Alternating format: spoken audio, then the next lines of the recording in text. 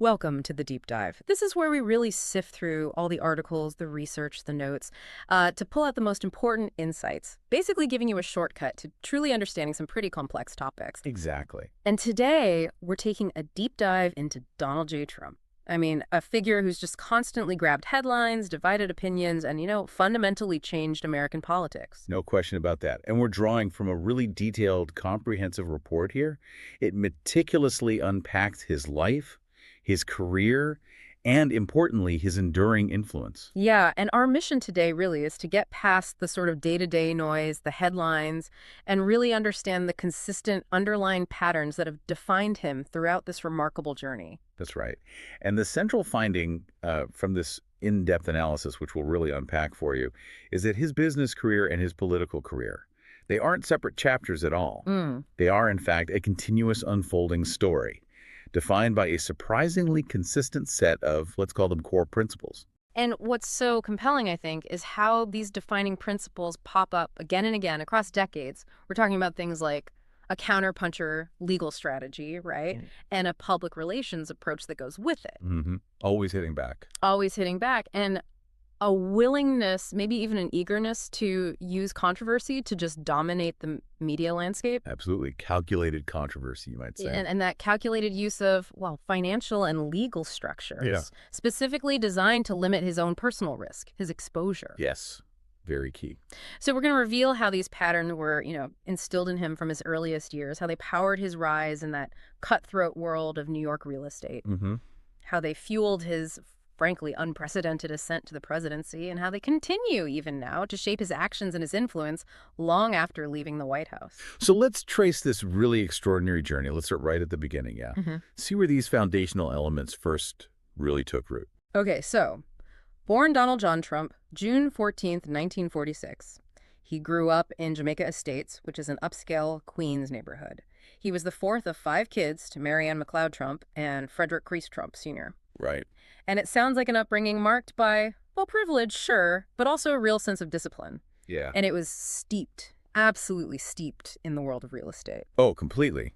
His father, Fred Trump, was already, by then, a very successful, very shrewd real estate developer. He was known for building these solid middle-class apartment complexes all across New York City's boroughs, Queens, Brooklyn. Right, not Manhattan initially. Not Manhattan initially, no. That was Donald's move later.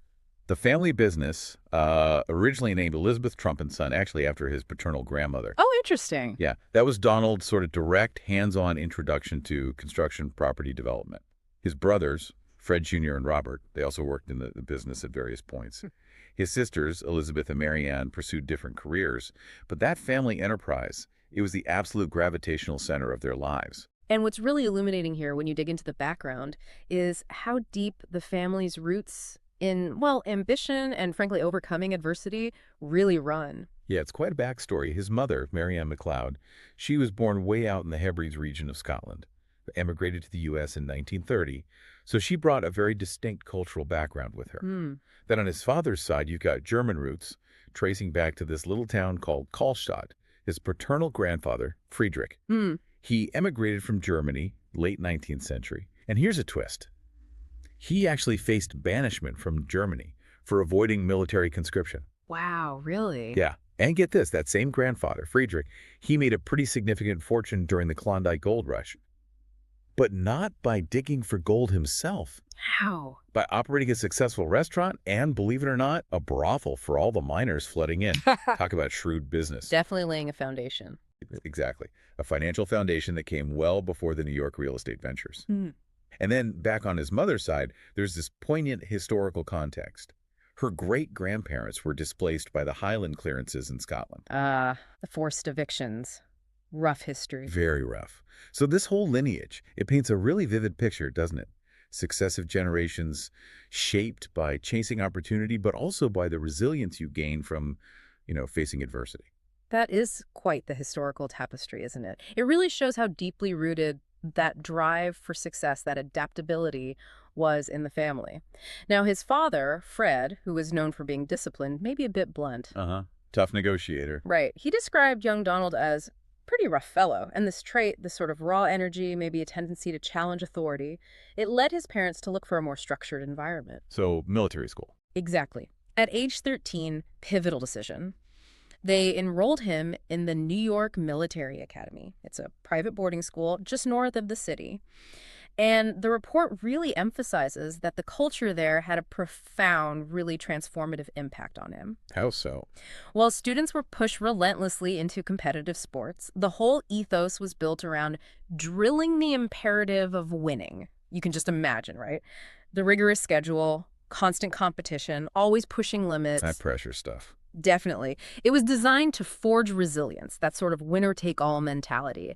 And this intense focus on victory, learned at such a formative age, it undeniably became a foundational principle for him. You can see it later, can't you? Absolutely. It's Right. a principle he'd later apply to pretty much every aspect of his life, from those tough business deals to the aggressive strategies in his political campaigns. Indeed. And following those 5 years at military academy, that period that really instilled that deep competitive drive, he briefly attended Fordham University here in New York. Right. Before making a really significant transfer, he went to the University of Pennsylvania's, highly prestigious Wharton School of Finance and Commerce. Wharton School. Big name. Big name. He graduated in 1968, got a bachelor's degree in economics. But what consistently stands out from this period, and the analysis highlights this again and again, is a pattern that emerged really early. Which is? Well, while he's often publicly boasted about his academic record from Wharton, top of the class, that kind of thing. Yeah, I've heard that. Right. But the factual record, it indicates he didn't actually appear on any dean's list or honors list. Ah. So this discrepancy, this gap between his public claims, his, let's say, desired narrative, and the actual factual record, it's a really significant and recurring theme you could trace throughout his whole career. An early example of shaping perception, maybe diverging from strict truth. Absolutely. And it's a pattern you see repeated almost immediately. I mean, think about his Vietnam War era draft exemption. Right, the bone spurs. Exactly. Despite spending 5 years, disciplined years, in military school, he got a medical exemption, claimed bone spurs in his heels. This incident happening around the same time, it just reflects that same tendency, doesn't it? Prioritizing a desired outcome, personal advantage, over, well, strict factual accuracy, or in this case, military service. It's consistent. Very consistent. And interestingly, he actually started his business career while he was still in college, showed that early entrepreneurial spark by investing in some Philadelphia real estate. While still a Wharton. Yeah. But it was really upon graduating in 68 that he came back to New York, joined his father's company full-time, and that aggressive, often confrontational approach he'd later adopt in those high-stakes legal fights, public disputes, the one his ghostwriter famously called the counterpuncher style. Always hitting back harder. Right. It's a clear echo, isn't it, of that imperative of winning drilled into him during those formative years at military school. It really shows how deeply ingrained these principles became, almost second nature. Yeah, you can definitely see the foundations being laid there. A very distinct strategic mindset taking shape. So he formally joined his father's company, Elizabeth Trump and Son, in 1968. Learns the ropes from Fred, who was, as we said, a seasoned and famously tough negotiator. Right. Learning from the master. You could say that. By 1971, he had effectively assumed leadership of the whole enterprise. And around 1974, he really solidified his new vision for the family business by renaming it the Trump Organization. And that wasn't just a name change, was it? Not at all. It signaled a dramatic, really aggressive shift in ambition, in scope. Remember, his father's focus was on those practical, sometimes modest, outer borough apartment complexes, building to rent. Donald Trump envisioned something far, far grander. And what a monumental shift it was. A true rebranding, really, of the family legacy. The new Trump Organization, its scope just exploded beyond his father's focus. Donald diversified fast, aggressively, into this whole array of ventures that really redefined urban development at the time. We're talking huge projects. Huge, often glittering real estate developments, sophisticated property management, brokerage services, and this is crucial, the pioneering use of brand licensing for high-profile hotels, residential towers, luxury resorts, prestigious golf courses. The name itself became the asset. Exactly. You see it in those iconic, often gold-laden properties like Trump Tower right here in New York City, which just became synonymous with his name, and the Trump International Hotel and Tower in Chicago. These weren't just buildings, they were statements, meticulously designed to embody a certain aesthetic. Indeed, and that strategic expansion into high-profile Manhattan skyscrapers was absolutely critical in cultivating what became the pervasive Trump brand. Projects like the Grand Hyatt Hotel, remember that one? Opened in 1980, renovated the old Commodore Hotel right next to Grand Central. That was a bold statement. A major public-private deal, too, wasn't it, with significant tax breaks? That's right. Controversial even then. But it was really Trump Tower, completed in '83, that truly cemented his public image. These buildings weren't just commercial ventures. They were meticulously designed, as you said, to embody that particular aesthetic. Gold, marble, lavishness, maybe bordering on ostentatious. Definitely ostentatious for some. And they were meticulously crafted to grab immense media attention. This whole process deliberately associated the Trump name with luxury, wealth, celebrity. It transformed the name into a marketable commodity in itself. And by the late 80s, that brand was peaking, right? Expanding into casinos in Atlantic City, that ill-fated airline venture, the Trump Shuttle. Right, buying the Eastern Air Shuttle. And a whole range of branded products, from Trump steaks to Trump ties. The whole energy of 80s New York, the Wall Street ambition, the booming real estate market. It was the perfect storm, the perfect backdrop for his rapid rise. But, okay, beneath that gleaming public image, the organization's financial history tells a much more complex story. It's one deeply marked by significant challenges, near collapse at times, especially hitting into the 1990s. Yeah, the tide turned. It really did. The public record, for instance, shows 6 corporate bankruptcies. Now, critics often seize on these, right? As clear evidence of financial mismanagement, maybe flawed business judgment. That's one interpretation, certainly. But those closer to him, or maybe financial strategists looking at it differently, often argue they represent a savvy, even aggressive business strategy, especially in a notoriously volatile industry like casinos and high-end real estate. And it's a really crucial distinction, one the report emphasizes heavily. These bankruptcies were filed by the corporations themselves, like his casino entities, his hotel entities, not personal bankruptcies. Ah, okay. That's key. It's absolutely key. This legal maneuver effectively shielded his personal assets from the fallout. It allowed him to navigate these financial storms relatively unscathed, personally speaking. The failures mostly involved those high-profile hotel and casino operations, particularly in Atlantic City and New York, especially during that early 1990s recession. Okay, so that brings us right to this consistent pattern of what you could only call high-risk financial strategies. Definitely high risk. Ventures like the sprawling Trump Taj Mahal Casino, for instance. It was financed with just enormous amounts of high-interest debt. We're talking $675 million in junk bonds. Junk bonds. Explain that quickly for listeners. Sure. Junk bonds are basically very high-risk loans. They offer huge interest rates to attract investors because the underlying business is considered risky. They're much more volatile, much more susceptible to economic downturns than traditional bank loans or investment-grade bonds. So big potential payoff, but big potential crash. Exactly. And this aggressive over-leveraging, taking on so much debt at such high interest, like that staggering 14% rate for the Taj Mahal, it left these businesses incredibly vulnerable. Even small dips in revenue could make it impossible to pay the interest. Default and bankruptcy became much more likely when market conditions inevitably shifted. And he also, the report notes, heavily invested in Atlantic City just as the market was showing clear signs of saturation, right? Too much competition. Yeah, a significant misjudgment, arguably, of consumer demand and the long-term viability of that region's gaming industry.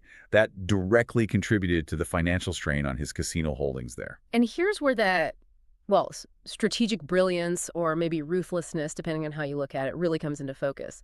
When these high-risk businesses failed, Which they did? his strategic use of corporate structures, specifically limited liability companies, LLCs, proved incredibly effective in protecting his personal wealth. Explain LLCs briefly. Sure. An LLC, a limited liability company, is a business structure that legally separates the business's debts and liabilities from the owner's personal assets. Your house, your personal savings, they're protected if the business goes under. A very common tool. A very common business tool, yes. But he leveraged it to the absolute maximum. It allowed him to walk away from massive corporate debt while preserving his personal fortune.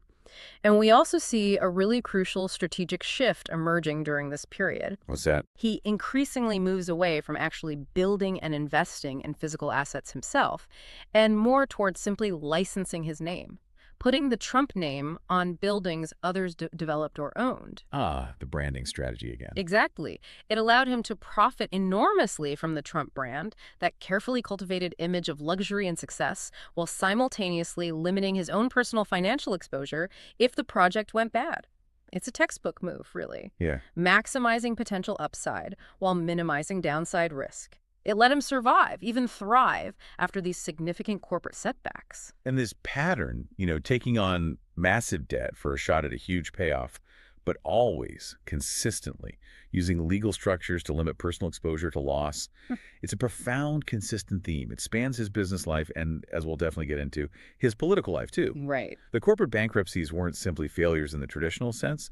They were, in many ways, a calculated financial strategy.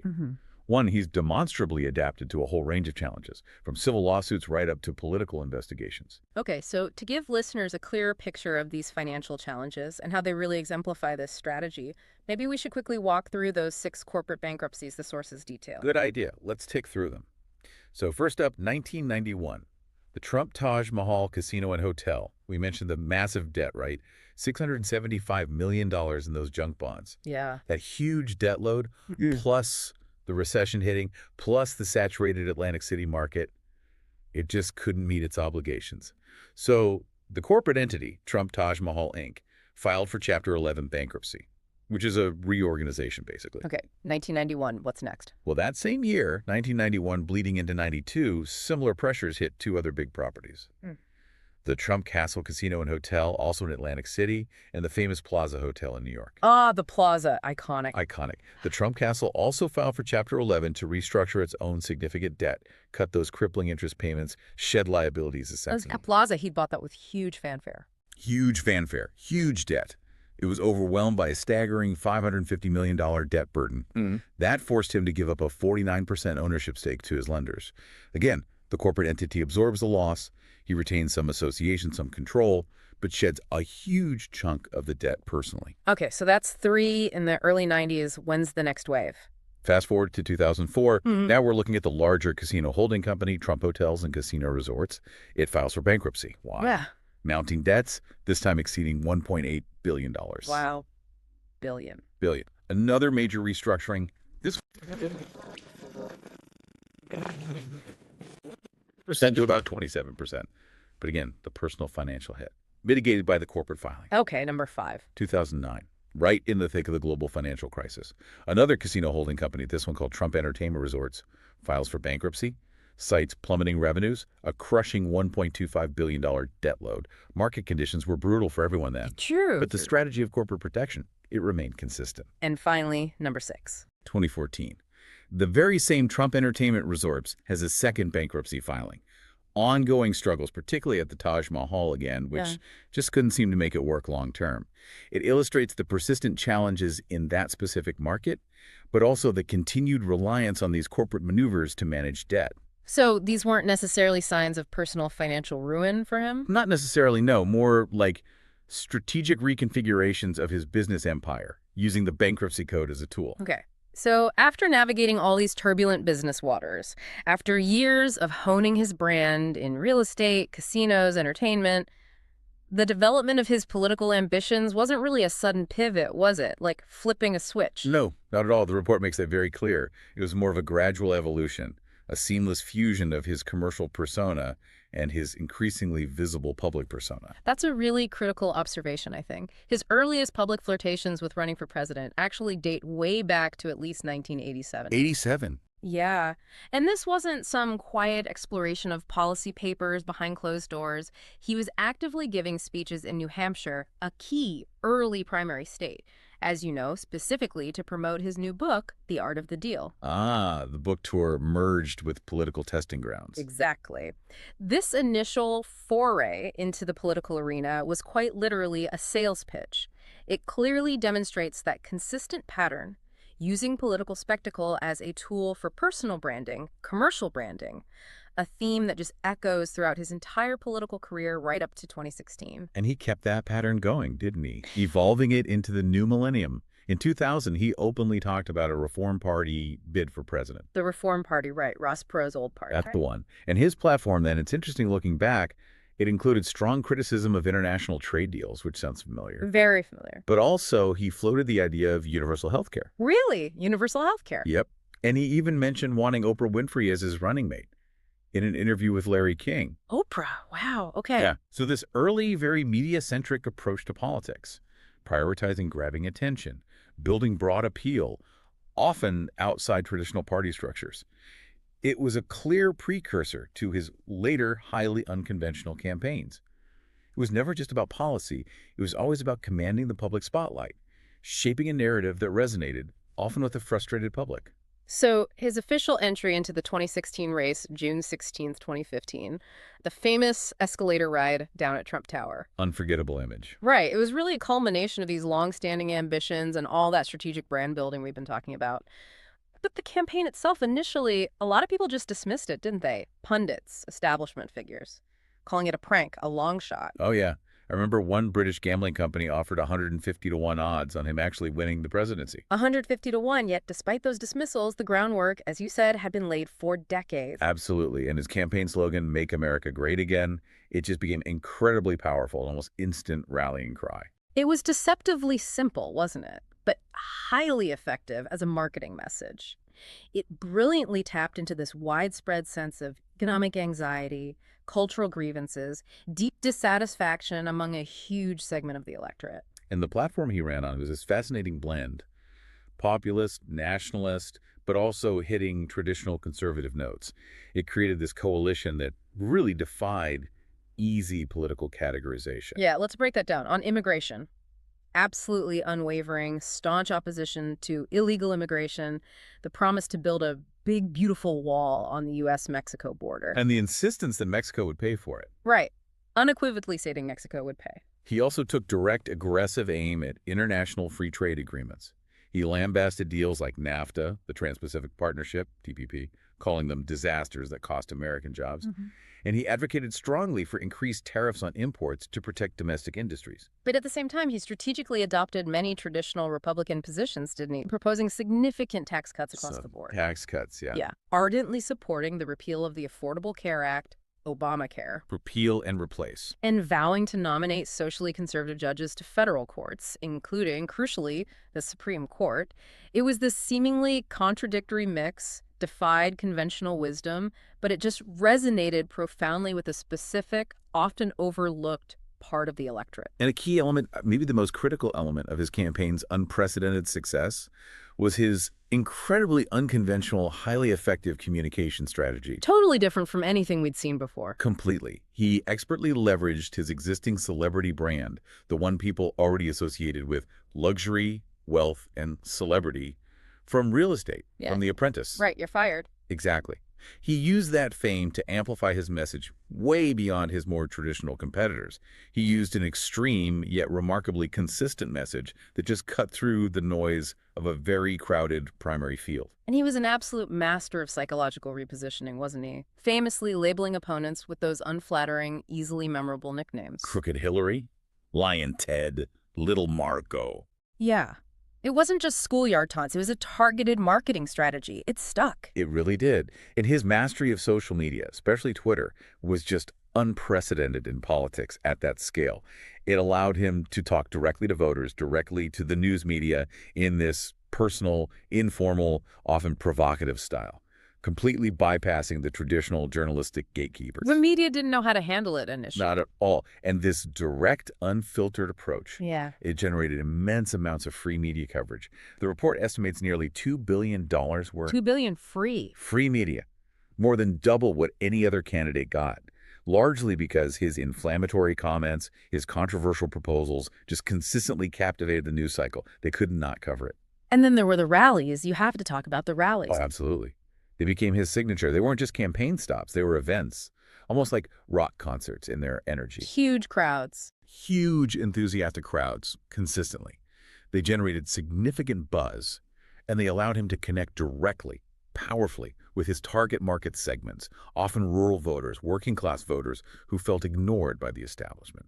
So this entire approach, it just highlights that central defining theme running through his whole career, doesn't it? His political campaign was a direct, incredibly effective application of his lifelong marketing and brand building strategies. Spectacle, controversy, simplified, easily digestible messages. Yeah. Used not just for audience engagement, but for absolute media dominance. It fundamentally reshaped how modern political campaigns are run. Okay, so he wins the election, stunning many. Moving into his presidency, his time in office, It was really defined by this core tension you mentioned earlier. Exactly. On one side, you saw traditional Republican policy goals being aggressively pursued, things the party had wanted for years, tax cuts, deregulation. But on the other side, there was this strong, populist, nationalist approach that consistently upended established political norms, challenged old alliances, often defied bipartisan consensus.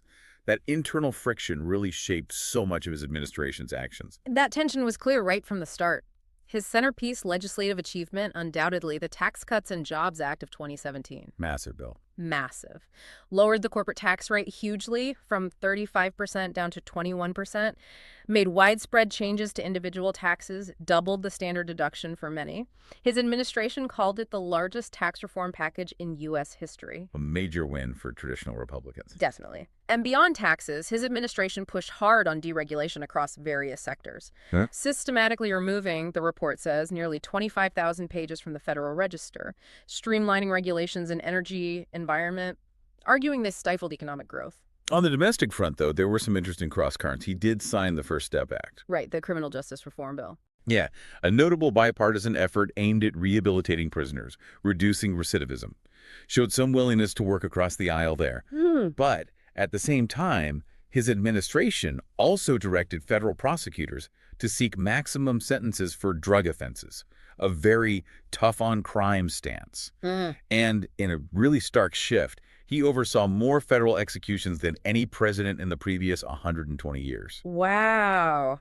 So a complex, maybe even contradictory approach to criminal justice, reform mixed with very aggressive enforcement. Precisely. Immigration predictably remained a huge focus, intense controversy throughout his presidency, often dominating the headlines. Absolutely central to his platform and his presidency. And while they had mixed success delivering on all the campaign promises, like the wall fully funded by Mexico, Right, that didn't happen. they did implement some significant and often highly contentious policies, like the highly debated zero-tolerance family separation policy at the southern border. Which caused enormous outrage, domestically and internationally. Widespread outrage. And it was eventually reversed via executive order. He also instituted that series of travel bans on citizens from several Muslim-majority countries. Those were heavily challenged in federal courts, sparked huge legal battles. Before largely being upheld in a revised form by the Supreme Court. Right. So constant legal and public battles over immigration. Yeah, in foreign policy, his administration's guiding principle was crystal clear. America first. Unmistakable. This doctrine fundamentally prioritized nationalist, unilateralist objectives over traditional multinational commitments, traditional alliances. It marked a profound break from his predecessors, both Democrat and Republican, who typically sought more international cooperation. So what did that look like in practice? Well, he oversaw the U.S. withdrawal from several major international agreements, most notably the Trans-Pacific Partnership, that huge trade deal. TPP, right, pulled out on day one, basically. Pretty much. Also, the Paris Agreement on climate change and the Iran nuclear deal. Each decision sent major ripples across the global stage. And he was very skeptical of traditional alliances, wasn't he? Like NATO. Deeply, often vocally skeptical. He consistently urged allies to increase their financial contributions, arguing the U.S. was bearing an unfair burden. His administration also heavily used tariffs, economic pressure, to enforce foreign policy goals, most notably triggering that prolonged, impactful trade war with China. But despite those disruptive shifts, his administration did broker some key diplomatic agreements, didn't they? They did. You have the Abraham Accords, which led to that historic normalization of relations between Israel and several Arab nations, UAE, Bahrain, later Sudan, and Morocco, fundamentally reshaped Middle East diplomacy. A significant achievement. And the new United States-Mexico-Canada Agreement, the USMCA, which replaced the long-standing NAFTA trade deal. Okay, and what about his governance style itself, how he actually ran the executive branch? Quite distinct, often unpredictable, characterized by a notably high turnover rate of senior staff, constant churn in the cabinet in the West Wing. Seemed like someone was leaving every week sometime. It felt like that. And a strong preference for direct, unilateral action via executive order, often bypassing the traditional, slower legislative process in Congress. And he certainly shaped the federal judiciary. Oh, profoundly, leaving a lasting impact with the appointment of 3 Supreme Court justices, Neil Gorsuch, Brett Kavanaugh, and Amy Coney Barrett.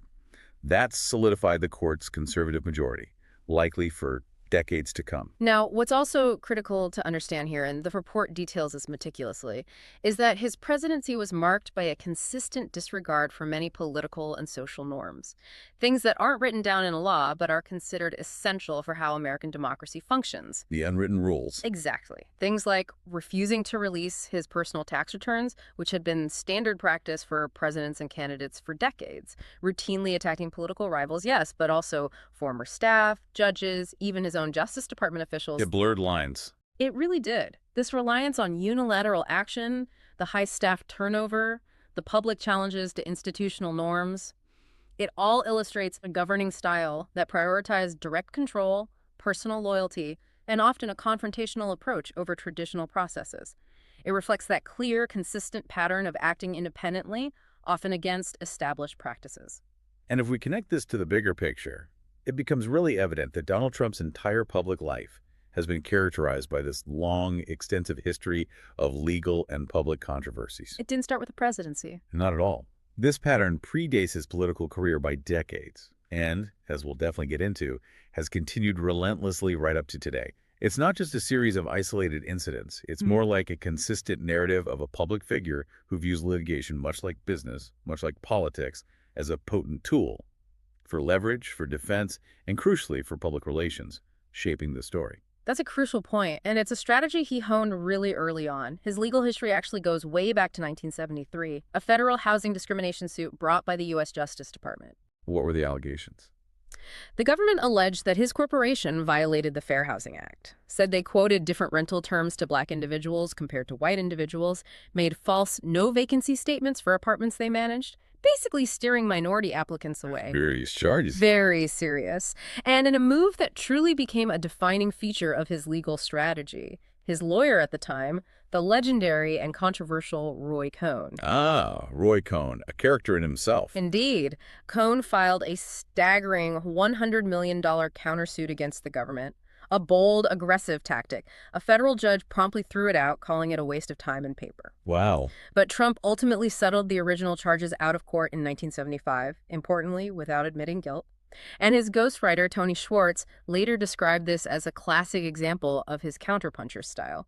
When challenged, hit back harder, deny everything, settle if you must, but never admit fault. Set the playbook early. It really did, and this wasn't an isolated case. He has been involved in an astonishing volume of legal cases over the years. The report cites figures over 4,000. 4,000. Yeah, including countless disputes with casino patrons, complex multi-million-dollar real estate lawsuits, and over 100 business tax disputes with various authorities. Litigation was just part of the business model. So beyond those early skirmishes and the constant stream of business disputes, what are some of the other major civil suits that stand out? Well, the Trump University litigation certainly got a lot of attention. In that case, courts found he had defrauded more than 5,000 people. They paid tens of thousands of dollars, promised secrets to his real estate success that largely didn't materialize. Right, the seminars and mentorship programs. Exactly. He was ultimately forced to pay a significant $25 million settlement in restitution to the victims. That was a major legal setback, garnered huge public attention, and really solidified a narrative for critics about the nature of some of his business dealings. And then, much more recently, the New York civil fraud lawsuit took center stage. Huge case. Huge case, yeah. Brought by the New York Attorney General. It alleged that he and his organization committed widespread fraud for years by presenting vastly different property values to lenders versus tax officials. Inflating values for loans, deflating them for taxes. Essentially, yes. Inflating values to get better loan terms, then simultaneously deflating them on tax forms to reduce his tax burden. In September 2023, a judge issued a summary judgment before the trial even finished, ruling that he had, in fact, committed fraud for years by misstating asset values. That's unusual, a summary judgment on fraud like that. Highly unusual. The subsequent trial focused mainly on the penalties. It concluded with a really significant, impactful ruling, requiring him and his companies to pay nearly $355 million in what the judge called ill-gotten gains, plus substantial interest. And it placed severe restrictions on their ability to do business in New York for several years, a major ongoing legal battle directly hitting his business operations. Okay, so that's the civil side. What's particularly striking, though, is that since leaving office, he's faced 4 significant criminal indictments across different jurisdictions. This is unprecedented territory for a former president, and it's a direct continuation of these long-standing legal challenges, but now in the criminal realm. Absolutely unprecedented. Let's break these down because their outcomes have huge implications, not just for him, but for presidential accountability general. Okay, where do we start? First, the New York hush money case. This involved 34 felony counts of falsifying business records, related to payments made to the adult film actress Stormy Daniels during the 2016 campaign, allegedly to cover up an affair and keep it from voters right before the election. And the outcome. The outcome was historic. He was found guilty on all 34 counts in May 2024, the first time a former U.S. president was ever convicted of a felony. He later received an unconditional discharge of his sentence in January 2025, which essentially means the court deemed his sentence complete without further supervision or conditions, often after a period of good behavior or meeting specific requirements. Okay, one conviction. What's next? Then there's the Mar-a-Lago documents case. This was a U.S. federal case filed down in Florida. It involved 40 felony counts related to alleged mishandling of classified documents after he left the presidency and obstruction of government efforts to get them back. That one seemed very serious. It did, but this case saw a major development. It was dismissed entirely on July 15, 2024, by the presiding judge, Aileen Cannon. She ruled that the special counsel who brought the charges, Jack Smith, his appointment was unconstitutional. On procedural grounds. On constitutional procedural grounds, yes. Right. As a direct result, the Department of Justice later chose to wind down the case, effectively ending that specific prosecution. Okay, so that one's gone. Third indictment. The federal election obstruction case, Yeah. another U.S. federal case, this one brought by the same special counsel, but in Washington, D.C. It included 4 counts related to his efforts to overturn the 2020 election results. Charges like conspiracy to defraud the government, conspiracy to obstruct an official proceeding. Tied to January 6th and the lead-up. Exactly. A pivotal moment here was the Supreme Court ruling on presidential immunity on July 1st, 2024. The court clarified that a president has absolute immunity for official acts carried out as president. But not for unofficial acts. But not for unofficial acts, a crucial distinction. Ultimately, this case was dismissed without prejudice on November 25, 2024.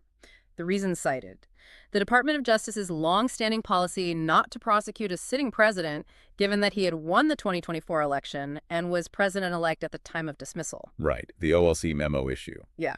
Dismissed because he won, essentially, not on the merits. Correct, not on the merits of the case itself. And finally, number 4, the Georgia Arito case. The Georgia election interference case. Right. This is a Georgia state case filed in Fulton County. Initially more defendants, but narrowing down. It included 8 counts against him remaining, including a charge under Georgia's RICO Act, the Racketeer Influenced and Corrupt Organizations Act. Using RICO, usually associated with mob cases, against efforts to overturn an election. Yes, alleging a coordinated criminal enterprise to unlawfully change the election outcome in Georgia. This case, however, got paused. And it remains paused after the Georgia Court of Appeals disqualified the lead prosecutor, Fannie Willis, on December 19, 2024, over perceived conflicts of interest. That puts the entire prosecution on hold indefinitely, pending further review. So a very complex legal landscape. Yeah. 1 conviction, 2 federal dismissals on procedural or policy grounds, 1 state case stalled indefinitely. Exactly. So what does all of this, the sheer volume, the consistency across decades, the varying outcomes from civil judgments to criminal trials, what does it really tell us? It paints this incredibly vivid picture of a public life lived under constant legal scrutiny. It's relentless. Relentless. And his response to these challenges across all these years and different types of cases, it's remarkably consistent with that pattern set way back in 1973.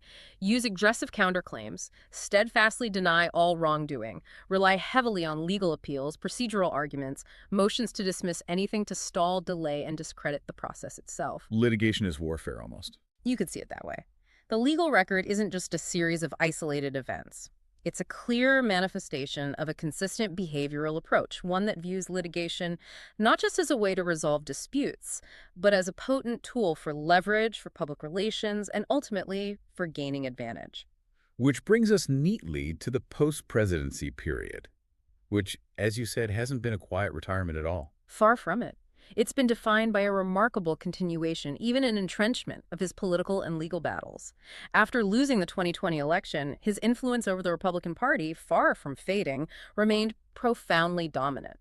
It's really striking how deep that influence runs. The Republican Party is widely described, and the report backs this up, as the party of Trump. Candidates for office, from local school boards right up to the Senate, actively seek his endorsement. They campaign on platforms mirroring his priorities. They often embrace his positions on issues like hardline immigration, and yes, even the unsubstantiated claims of a stolen 2020 election. So this post-presidency political dominance, it powerfully demonstrates that his appeal wasn't just tied to him being president, was it? No, clearly not. It seems rooted in his persona, his populist nationalist ideology, which continues to resonate deeply with a very significant segment of the American electorate. He's maintained an incredibly high public profile through this relentless schedule of rallies, media appearances, public endorsements. The rallies still draw huge crowds. Huge, fervent crowds and significant media attention, all reinforcing his ongoing relevance and, frankly, unparalleled influence within the conservative movement. And what's particularly compelling here is that the legal challenges that define so much of his presidency, they just continued unabated into his post-presidency, culminating in those 4 separate criminal indictments we just walked through. Right. The legal drama never stopped. Never stopped. The most significant legal developments of this period, arguably, have been that Supreme Court ruling on presidential immunity and the subsequent dismissal of those 2 federal cases against him. That immunity ruling is huge. It is. The Supreme Court stating a president has absolute immunity for official acts, but crucially, no immunity for unofficial acts. That's a decision with broad, lasting implications for the scope of presidential power, presidential accountability. Not just for him, but for all future presidents. It fundamentally redefines the legal boundaries of the office. And just to reiterate for our listeners, the dismissal of those specific federal cases, like the election obstruction case, it wasn't because of a lack of evidence or a judgment on the merits of the allegations themselves. Right. Important clarification. It was based on specific legal and procedural grounds, like the DOJ's policy of not prosecuting a sitting president, or those constitutional rulings about the special counsel's appointment authority. So this whole post-presidency period, it fundamentally demonstrates that his influence isn't just episodic, it's not temporary, it's become a structural force within American politics. The sustained political loyalty he commands, the ongoing nature of his business empire, the unprecedented legal challenges he continues to navigate. It all strongly suggests his impact extends far beyond those 4 years in the White House. He's fundamentally reshaped the dynamics. Which brings us finally to his legacy, which is undeniably a subject of intense, ongoing debate, and likely will be for generations. Public assessments, academic assessments, they offer sharply competing interpretations of his impact on politics, on institutions, on public discourse itself. And this isn't just historians looking back, is it? It's a live, evolving debate that affects how we understand American democracy right now and its future path. Exactly. Academic scholars, trying to make sense of it all, have proposed 3 major distinct viewpoints on his lasting legacy. Different lenses to understand his impact. Okay, what's the first view? The first view frames him as an aberration, anomaly. This perspective suggests his rise was sort of temporary, maybe even accidental. It views him perhaps as a relatively weak leader in terms of lasting policy influence, whose unconventional style would ultimately be discredited and fade away. So, like a blip. Kind of like a blip. In this view, his legislative wins, like the tax cuts, just reinforce traditional Republican priorities anyway. Any Republican president might have done similar things. And his political imprint would naturally diminish as traditional norms eventually get restored. The system corrects itself. Okay, that's one view. What's the second contrasting view? The second view sees him as a truly transformative figure. This narrative argues he fundamentally reshaped not just the presidency, but the very fabric of American political culture. By shattering long-standing democratic traditions, upending established norms that had quietly governed presidential conduct for decades. How so? Well, his actions, things like routinely dismissing ethics concerns, aggressively using unilateral executive power, relentlessly attacking opponents, the press, even the judiciary are seen as setting a new, arguably lower, standard for future presidents. This perspective holds that he permanently transformed the Republican Party itself into a more populist nationalist entity, a shift we continue to see playing out. Okay, aberration versus transformative figure. What's the third perspective? The third viewpoint, quite common among political scientists actually, positions him less as a unique driving force and more as a symptom of larger forces. Meaning? This perspective tends to minimize his personal role, viewing him more as a product, a manifestation of pre-existing structural issues already bubbling up in American society. Things like the global rise of populist ideologies, the economic disruption and anxiety caused by globalization, and the deep, entrenched partisan polarization that was already accelerating well before he came along. So he didn't cause the waves, he just rode it. Exactly. In this framework, he effectively rode a pre-existing political wave, a deep undercurrent of dissatisfaction and division that was already building to a crescendo. He tapped into something that was already there. Okay, interesting. 3 different academic lenses, but regardless of which framework you lean towards, certain impacts on American politics and institutions seem undeniable, right? Almost universally agreed upon. Yes, absolutely. He has decisively shifted the Republican Party. It's clear now that candidates widely believe their success, their path to victory, is tied directly to his approval, his positions. They publicly align themselves with his rhetoric, his policy stances, far more than any previous party leader in recent memory. And he also, maybe inadvertently, brought stark public attention to the importance and, more strikingly, the fragility of those unwritten political and social norms we talked about. The guardrails. The guardrails, exactly. Those crucial rules and courtesies not codified in law, but absolutely essential for the system to function smoothly. And his presidency particularly was defined by a routine, often explicit violation of those very norms.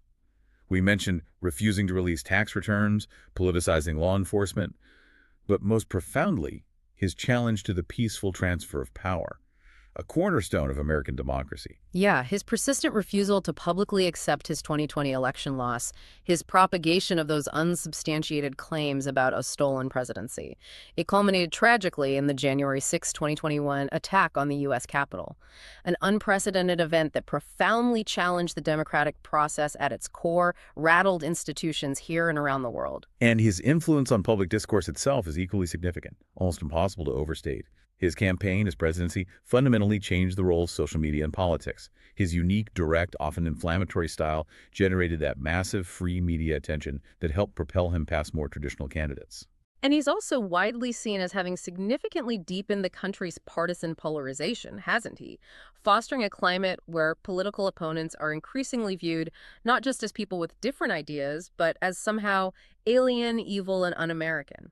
Which makes constructive dialogue, compromise across the political spectrum, far, far more difficult to achieve.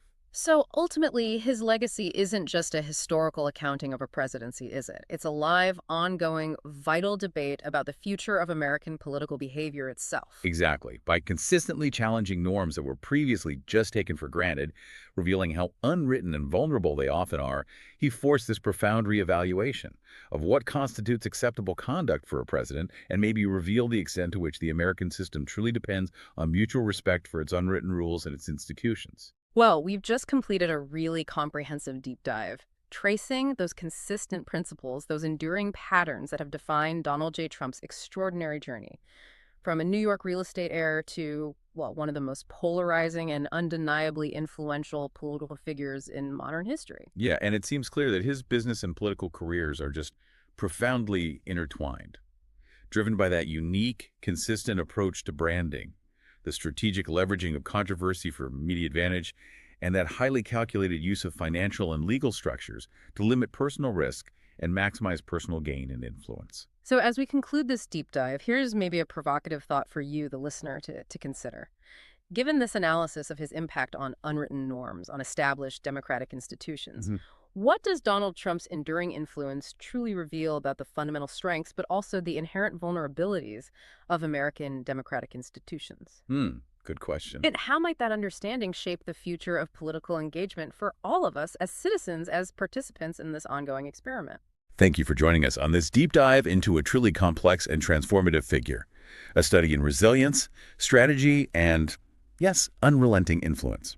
We really hope you walk away feeling much more well-informed and maybe with a clearer understanding of the forces at play. Until next time on The Deep Dive.